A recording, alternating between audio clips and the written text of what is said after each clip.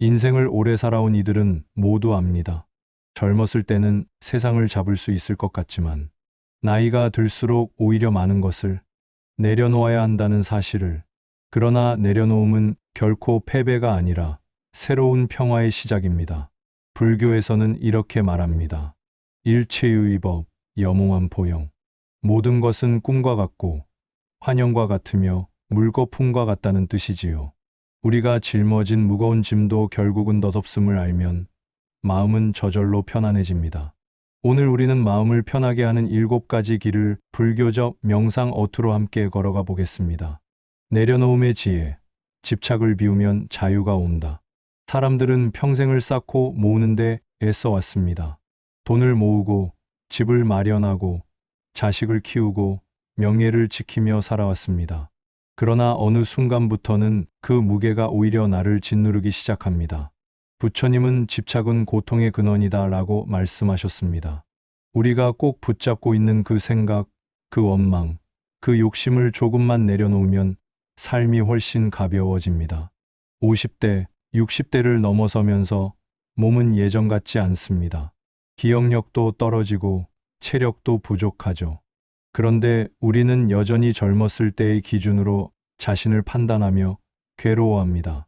왜 나는 이것도 못하지? 예전엔 이런 게 아니었는데 하면서 말이죠. 하지만 잠시 생각해 보십시오. 봄에 피었던 꽃이 가을에 지는 것을 아쉬워하는 사람이 있을까요? 그것이 자연의 순리라는 것을 모든 이가 알고 있습니다. 우리 인생도 마찬가지입니다. 예를 들어 손주가 인사를 자주 하지 않는다고 속상할 수 있습니다. 그러나 그것은 그들의 삶의 속도가 다르기 때문입니다. 억지로 바라기보다 그렇구나 하고 놓아주면 오히려 마음이 더 평화로워집니다. 또한 자녀들이 자주 연락하지 않는다고 서운해하지 마십시오. 그들도 각자의 삶의 무게를 지고 살아가고 있습니다.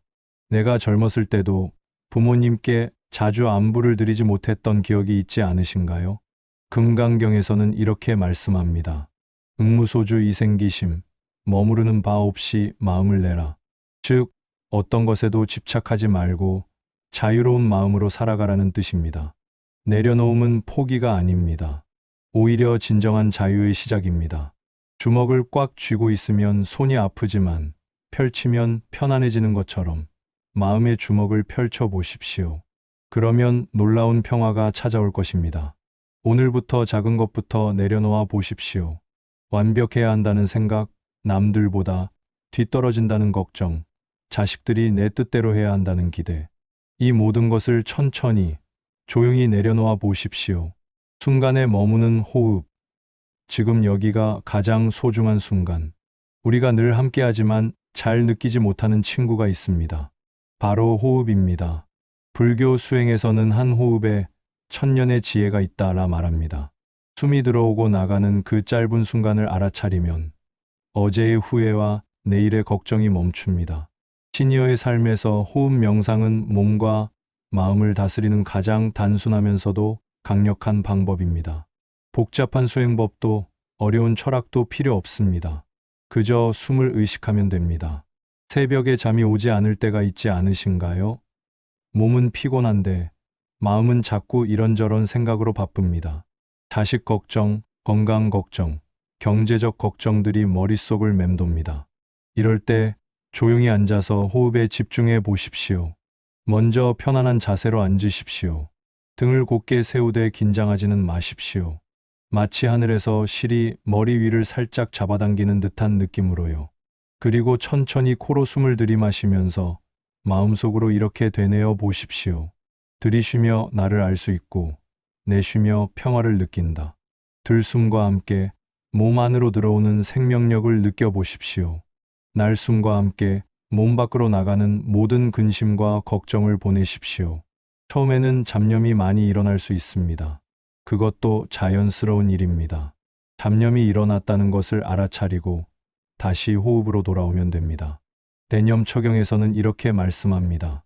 숨을 들이마실 때는 들이마심을 알고 숨을 내쉴 때는 내쉼을 안다. 단순하지만 깊이 있는 가르침입니다.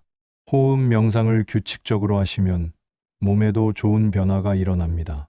혈압이 안정되고 심장 박동이 고르게 되며 면역력도 향상됩니다. 더 중요한 것은 마음이 평온해진다는 점입니다. 어느 날은 병원에서 검사를 받게 되었습니다. 검사 결과를 기다리는 시간이 얼마나 불안했는지 모릅니다. 그때도 호흡에 집중했습니다. 들이쉬며 지금 이 순간은 평안하다 내쉬며 결과가 어떻든 받아들이겠다라고 되뇌었습니다. 그러자 불안한 마음이 차츰 가라앉았습니다. 호흡은 과거와 미래를 잇는 다리가 아니라 현재에 머무르게 하는 닭과 같습니다. 지금 여기 살아있음을 알려주는 가장 큰 선물입니다. 하루에 단 10분이라도 호흡과 함께 보내십시오. 불면의 밤이 오히려 명상의 시간이 되고 걱정 많은 하루가 평화로운 시간으로 변할 것입니다. 비교하지 않는 마음, 내 인생의 주인은 나 자신. 나이가 들면 자주 이런 생각이 듭니다. 저 사람은 건강한데 나는 왜 이렇게 아픈 걸까? 저 집은 자녀들이 잘 찾아오는데 나는 외롭구나. 저 사람은 연금도 많이 받고 여행도 다니는데. 그러나 비교는 끝이 없고 결국 나를 괴롭히는 덫이 됩니다. 경전 법구경에는 이렇게 나옵니다. 남과 나를 비교하는 마음은 끝없는 불만을 낳는다. 비교하는 마음이 일어나는 것은 자연스러운 일입니다. 하지만 그 마음에 사로잡혀 살 필요는 없습니다. 우리 각자에게는 각자만의 인생 여정이 있고 각자만의 아름다움이 있기 때문입니다. 한 번은 시골 마을에 두 어르신이 있었습니다. 한 분은 자식이 멀리 살아 자주 오지 못했고 다른 한 분은 손주들과 늘 북적였습니다. 사람들은 첫째 어르신을 불쌍히 여겼지만 정작 본인은 매일 농사일 속에서 큰 기쁨을 찾으며 살았습니다. 첫째 어르신은 이렇게 말씀하셨습니다. 자식들이 멀리 있어도 건강하게 살고 있다는 소식만 들어도 고맙다. 나는 이 땅에서 곡식을 기르며 자연과 함께 대화하며 살고 있다. 이것만으로도 충분히 행복하다. 반면 둘째 어르신은 항상 불만이었습니다. 손주들이 와도 시끄럽기만 하고 말을 듣지도 않는다. 며느리는 집안일을 제대로 하지 않고 같은 상황도 마음먹기에 따라 전혀 다른 경험이 되는 것입니다. 유마경에서는 마음이 청정하면 국토가 청정하다고 말씀합니다. 내 마음의 상태에 따라 같은 세상도 다르게 보인다는 뜻입니다. 비교하지 않는 연습을 해보십시오. 누군가가 나보다 좋은 조건에서 사는 것을 보게 되면 이렇게 생각해 보십시오. 저분도 저분만의 고민이 있을 것이다. 나는 내가 가진 것에 감사하며 살아가자. 나이가 들면서 몸이 불편해졌다고 해서 다른 사람과 비교할 필요가 없습니다. 70세의 몸으로 30세 때처럼 움직이려 하면 괴롭기만 합니다. 지금의 나를 있는 그대로 받아들이는 것, 그것이 진정한 지혜입니다. 건강한 사람을 보며 부러워하기보다는 오늘 하루도 숨 쉬며 살 수 있음에 감사하십시오. 경제적으로 넉넉한 사람을 보며 초라해하기보다는 소소하지만 내가 누리는 일상의 기쁨에 집중하십시오. 비교가 없는 마음에는 고요가 깃듭니다. 경쟁도 없고 질투도 없으며 부러움도 없습니다. 오직 내 삶을 온전히 살아가는 평화만이 있을 뿐입니다. 오늘부터 다른 사람의 삶을 재지 말고 내 삶의 고유한 가치를 발견해 보십시오. 작은 감사의 습관, 부족함 속에서 풍요로움 찾기, 삶의 후반부의 행복을 크게 바꾸는 힘은 감사에 있습니다. 불교에서는 감사의 마음을 보시의 씨앗이라고 합니다.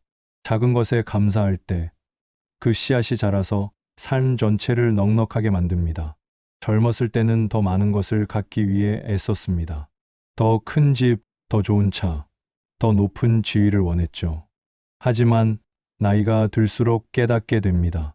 행복은 많이 가지는 것이 아니라 가진 것에 감사하는 것에서 온다는 사실을 말입니다. 아침 햇살이 창문을 비출 때 오늘도 하루가 시작되는구나 하고 감사해 보십시오. 이 단순한 인사가 하루 전체의 색깔을 바꿉니다. 가족이 함께 식사를 하지 않아도 따뜻한 밥 한 그릇에 감사할 수 있습니다. 세상 어딘가에는 굶주린 사람들이 많다는 사실을 떠올리면 평범한 한 끼 식사도 얼마나 소중한지 알게 됩니다. 걸음을 옮길 수 있는 다리에 감사하십시오. 비록 예전처럼 빠르게 걷지는 못하지만 여전히 네 발로 걸을 수 있다는 것 자체가 기적입니다. 휠체어를 타고 다니는 분들을 보면서 새삼 깨닫게 됩니다. 내가 당연하게 여겼던 것들이 얼마나 감사한 일인지를요. 여전히 숨 쉴 수 있는 폐에 감사하십시오.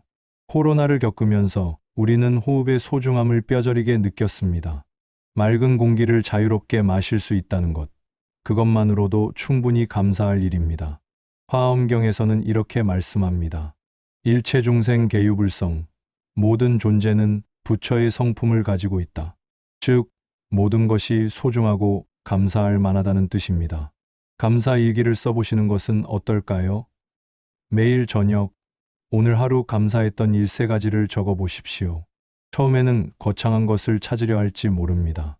하지만 점점 작은 것들에 눈이 뜨게 됩니다. 오늘 만난 이웃이 반갑게 인사해 주었다. TV에서 본 개그 프로그램이 웃겨서 한참 웃었다. 오랜만에 자식에게서 안부 전화가 왔다. 마트에서 산 과일이 유난히 달았다. 이런 소소한 일상의 순간들이 모여서 감사한 삶이 됩니다. 감사는 마음의 눈을 열어줍니다. 부족함 속에서도 풍요로움을 발견하게 하고 평범한 일상을 특별하게 만들어줍니다. 불평과 원망으로 가득했던 하루가 감사와 만족으로 변화하는 놀라운 경험을 하게 될 것입니다. 누군가는 말할지도 모릅니다. 뭘 감사해? 아픈데도 많고 걱정거리도 많은데. 맞습니다. 힘든 일도 많습니다. 하지만 그럼에도 불구하고 감사할 일이 더 많다는 것을 발견하게 될 것입니다. 용서와 화해, 마음의 짐을 내려놓는 자유로움. 살아온 세월 동안 우리를 괴롭힌 사람, 상처 준 기억이 마음속에 남아 있습니다. 어떤 이는 수십 년 전의 일을 여전히 마음에 품고 살아갑니다. 시부모와의 갈등, 형제 간의 다툼, 친구와의 오해, 직장에서의 부당한 대우. 하지만 그 원망은 결국 나를 갉아먹습니다. 부처님은 원망은 원망으로 사라지지 않는다. 오직 자비로만 사라진다라고 말씀하셨습니다. 용서란 상대를 위해 베푸는 은혜가 아니라 나를 자유롭게 하기 위한 길입니다. 많은 분들이 용서를 오해하고 있습니다. 용서하면 상대방이 좋아한다. 내가 져주는 것 같아서 억울하다라고 생각하시죠. 하지만 진정한 용서는 그런 것이 아닙니다. 용서는 내 마음속의 독을 빼내는 행위입니다. 원망과 분노를 품고 사는 것은 마치 뜨거운 석탄을 손에 쥐고 있는 것과 같습니다. 상대방에게 던지려고 하지만 정작 타는 것은 내 손입니다. 그 석탄을 놓아버리는 것이 용서입니다. 예를 들어 오래전 다툼이 있었던 친척을 떠올려 보십시오. 그때의 상황을 생각하면 지금도 화가 납니다. 내가 그렇게 도와줬는데 어떻게 그런 말을 할 수 있었을까? 그 사람 때문에 얼마나 속상했는데. 하지만 잠시 생각해 보십시오. 지금도 그 화를 품고 있는 것은 누구입니까? 상대방은 아마 그 일을 잊고 살고 있을지도 모릅니다. 괴로워하는 것은 오직 나뿐입니다. 법화경에서는 이렇게 말씀합니다. 중생의 마음이 곧 부처의 마음이다. 상대방도 나와 같은 불완전한 인간이며 실수하고 상처 주기도 하지만 본래는 선한 마음을 가진 존재라는 뜻입니다. 용서는 단번에 이루어지지 않습니다. 특히 깊은 상처일수록 시간이 필요합니다. 억지로 용서하려 하지 마십시오. 대신 이렇게 시작해 보십시오. 먼저 그 사람도 나처럼 고민이 많은 사람이라고 생각해 보십시오. 그 사람도 누군가의 자식이고 누군가의 부모입니다. 그 사람도 자신만의 아픔과 사연이 있을 것입니다. 그런 마음으로 바라보기 시작하면 조금씩 마음이 부드러워집니다. 그 사람이 나에게 그런 말을 한 것도 그 사람 나름의 이유가 있었을 것이다. 완벽한 사람은 없으니까 나도 실수하듯이 그 사람도 실수했을 것이다. 이렇게 생각하다 보면 어느 순간 괜찮다. 그 또한 인연이었다. 라고 말할 수 있게 됩니다. 그 순간 놀라운 일이 일어납니다. 오래된 상처가 사라지며 마음이 훨씬 편안해집니다. 무거운 짐을 내려놓은 듯한 자유로움을 느끼게 됩니다. 이것이 용서의 선물입니다. 함께 나누는 기쁨, 외로움을 치유하는 보시의 힘. 나이가 들면 사람들은 점점 혼자가 됩니다. 배우자가 먼저 떠나기도 하고 친구들과도 멀어지게 됩니다. 자녀들은 각자의 삶에 바빠서 예전만큼 자주 찾아오지 않습니다. 이런 외로움 속에서 많은 어르신들이 우울해하고 세상에 대해 원망하며 살아갑니다. 그러나 진정한 행복은 나눔 속에 있습니다. 불교에서는 보시부스를 가장 큰 덕목으로 삼습니다. 보시는 재물만이 아니라 말 한마디, 미소 한 번, 지혜의 나눔도 포함됩니다. 증일아함경에서는 한 조각의 음식을 나누는 것조차 큰 공덕이다라고 기록되어 있습니다. 나눔의 크기가 중요한 것이 아니라 나누는 마음 자체가 소중하다는 뜻입니다. 예를 들어 아파트 경비원에게 따뜻한 인사를 건네는 것만으로도 그날의 공덕이 쌓입니다. 안녕하세요. 오늘도 수고 많으세요. 이 간단한 인사가 그분의 하루를 밝게 만들 수 있습니다. 많은 사람들이 경비원을 투명인간 취급하는 경우가 많습니다. 그런 상황에서 따뜻한 인사 한마디는 얼마나 큰 힘이 될까요? 손주에게 오래된 이야기를 들려주는 것도 보시입니다. 할머니가 어렸을 때는 말이야 하며 시작되는 이야기들이 아이들에게는 살아있는 역사 교육이 됩니다. 여러분의 경험과 지혜가 다음 세대에게 전해지는 소중한 순간입니다. 친구와 반찬을 나누는 것, 이웃과 안부를 묻는 것, 모두가 보시입니다. 김치를 담갔을 때 옆집에 조금 나누어 드리는 것, 병원에 갔다가 혼자 사는 이웃을 함께 데려가는 것, 이런 작은 배려들이 공동체를 따뜻하게 만듭니다. 요즘은 온라인에서도 나눔이 가능합니다. 젊은 세대가 궁금해하는 전통 요리법을 알려주거나 옛날 이야기를 들려주는 것도 훌륭한 지혜의 나눔입니다. 컴퓨터가 어려우시다면 자녀들에게 부탁해서 여러분의 지혜를 많은 사람들과 나누어 보십시오. 나눔은 외로움을 지우는 가장 확실한 방법입니다. 혼자 있을 때는 자꾸 부정적인 생각이 듭니다. 아무도 나를 찾지 않는다. 나는 이제 필요 없는 사람이다. 이런 생각들이 마음을 어둡게 합니다. 하지만 누군가와 무언가를 나누고 있으면 상황이 달라집니다. 내가 누군가에게 도움이 되고 있구나. 나의 존재가 의미가 있구나 하는 생각이 듭니다. 이것이 나눔이 주는 가장 큰 선물입니다. 화엄경에는 자타불이라는 말이 있습니다. 나와 남이 둘이 아니라는 뜻입니다. 남을 도우는 것이 곧 나를 돕는 일이고 남을 기쁘게 하는 것이 곧 나를 기쁘게 하는 일입니다. 오늘부터 작은 나눔을 실천해 보십시오. 거창한 것이 아니어도 괜찮습니다. 엘리베이터에서 만난 이웃에게 미소 지어주기, 마트에서 무거운 물건을 든 사람, 도와주기, 외로워 보이는 이웃과 차 한 잔 마시기, 이런 작은 실천들이 모여서 큰 행복을 만듭니다. 나눔은 마음을 더욱 충만하게 합니다. 줄수록 풍요로워지고 나눌수록 행복해집니다. 이것이 보시의 신비로운 힘입니다. 무상우장을 받아들이기, 변화 속에서 찾는 평화. 마지막 7번째는 무상을 받아들이는 것입니다. 불교의 근본 가르침 중 하나가 바로 무상입니다. 모든 것은 변합니다. 젊음은 늙음으로, 시작은 끝으로 이어집니다. 봄이 오면 여름이 되고 여름이 지나면 가을이 됩니다. 그러나 무상은 결코 두려운 진리가 아닙니다. 오히려 모든 것이 변하기 때문에 새로운 희망이 가능합니다. 고통도 변하고 슬픔도 지나갑니다. 영원한 것은 없지만 그렇기 때문에 절망도 영원하지 않습니다. 나이가 들면서 우리는 무상을 몸으로 체험합니다. 예전처럼 눈이 잘 보이지 않고 귀가 잘 들리지 않습니다. 무릎이 아프고 허리가 아픕니다. 기억력도 예전 같지 않습니다. 처음에는 이런 변화를 받아들이기 어려웠을 것입니다. 나는 이런 사람이 아니었는데, 예전에는 이런 게 아니었는데 하면서 과거의 나와 현재의 나를 비교하며 괴로워했을지도 모릅니다. 하지만 이것이 바로 무상의 현실입니다. 법화경에서는 이렇게 말씀합니다. 제법 실상 모든 현상의 참모습은 변화한다는 것입니다. 변화 자체가 삶의 본질이고 자연의 법칙입니다. 꽃을 생각해 보십시오. 꽃봉오리일 때가 있고 활짝 핀 때가 있으며 시들어 떨어질 때가 있습니다. 그 모든 과정이 꽃의 완전한 모습입니다. 활짝 핀 순간만이 아름다운 것이 아니라 꽃봉오리의 설렘도 시드는 순간의 고요함도 모두 아름답습니다. 우리의 인생도 마찬가지입니다. 젊음의 활력도 아름답지만 중년의 성숙함도 아름답고 노년의 지혜로움도 아름답습니다. 각 시기마다 고유한 가치와 의미가 있습니다. 부처님은 말씀하셨습니다. 이 또한 지나가리라. 지금의 병도, 지금의 걱정도, 지금의 어려움도 결국은 흘러갑니다. 영원할 것 같던 고통도 시간이 지나면 추억이 되고 때로는 감사의 이유가 되기도 합니다. 무상을 받아들인다는 것은 체념하며 사는 것이 아닙니다. 오히려 지금 이 순간을 더욱 소중히 여기며 사는 것입니다. 언젠가는 변할 것을 알기 때문에 현재를 더욱 깊이 있게 살아갈 수 있습니다. 손주와 함께 보내는 시간이 더욱 소중해집니다. 아이들은 자라서 변할 것을 알기 때문입니다. 배우자와 나누는 대화가 더욱 따뜻해집니다.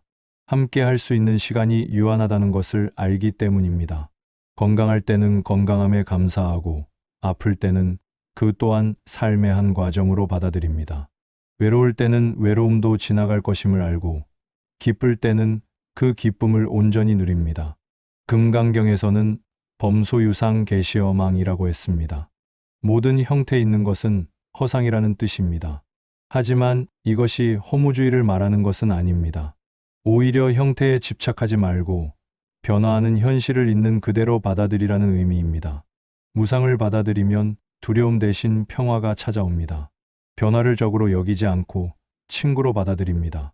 나이 드는 것도, 아픈 것도, 외로운 것도 모두 삶의 자연스러운 과정으로 여기게 됩니다. 그리고 놀라운 발견을 하게 됩니다. 모든 것이 변하지만 변하지 않는 것이 하나 있다는 사실을, 그것은 바로 이 모든 변화를 지켜보는 알아차림 자체입니다.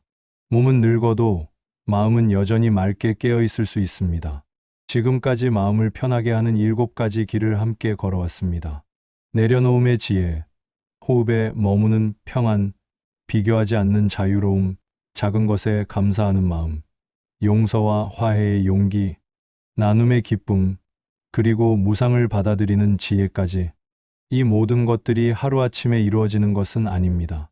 평생에 걸쳐 조금씩 익혀가는 삶의 수행입니다.